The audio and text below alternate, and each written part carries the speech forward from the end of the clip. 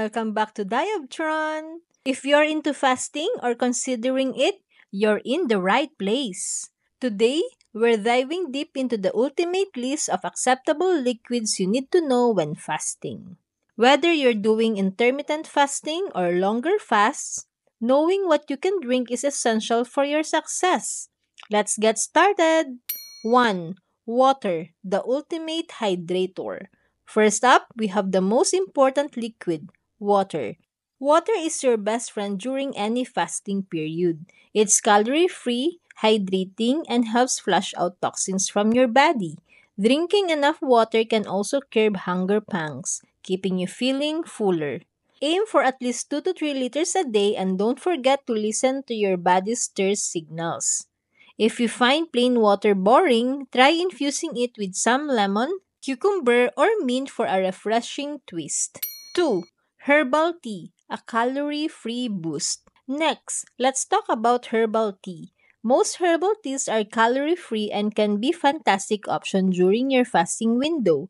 They come in various flavors and can provide soothing effects. Some teas like green tea or ginger tea even offer metabolism boosting benefits.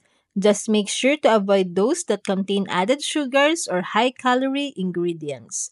So whether it's chamomile, peppermint, or hibiscus, sip away without guilt. 3. Black coffee, the energizing elixir. Moving on to black coffee, another fasting favorite.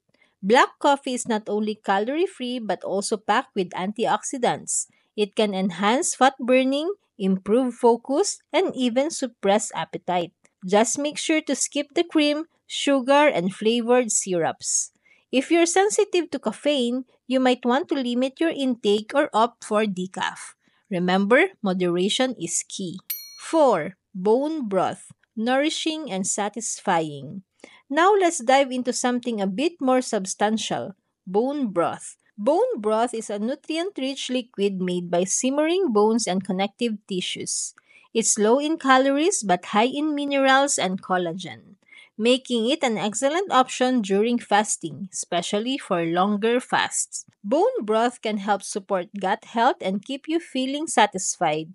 Just watch out for brands with added preservatives. Homemade is often the best choice. 5. Electrolyte drinks. Stay hydrated. Next, we have electrolyte drinks. While many sports drinks are loaded with sugar, there are zero-calorie electrolyte options available that can help keep your hydration levels balanced. During fasting, especially prolonged ones, your body can lose electrolytes, so replenishing them is crucial. Look for products with natural ingredients or consider making your own electrolyte drink with water, a pinch of salt, and squeeze of lemon. 6. Apple cider vinegar, a tangy tonic. Another liquid to consider is apple cider vinegar. While you shouldn't drink it straight due to its acidity, mixing a tablespoon in a glass of water can have numerous benefits. It may help regulate blood sugar levels, aid digestion, and even curb appetite. Just remember, moderation is key. Too much vinegar can upset your stomach, so start with small amounts and see how your body reacts.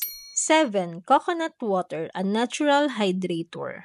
Coconut water is another hydrating option. It's low in calories and packed with electrolytes, making it a great choice after workout or during fasting. However, be cautious of the sugar content. Some brands can be higher than others. Always opt for pure coconut water with no added sugars or preservatives. 8. Sparkling water, a fun alternative.